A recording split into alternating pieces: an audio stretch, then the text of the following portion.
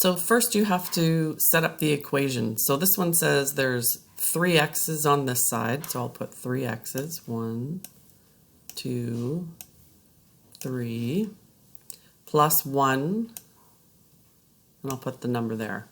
And this on this side says there's 2 x's on this side, and then there's 5 numbers.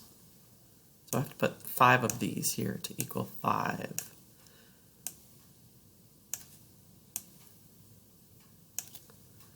Okay, so now it balances. Now how do I solve? I need to get all the x's on the other side. Remember the castle wall? The castle wall is still here, right? It has to keep balanced. So if I take 2 x's from this side and put them in the trash, then I take 2 x's from this side, put them in the trash. And now it balances. So I've got x plus 1 on this side, and I have 1, 2, 3, 4, 5 on this side. I need to move the 1 to the other side, so I have to take 1 away. If I take 1 away from that side, I have to take 1 away from this side.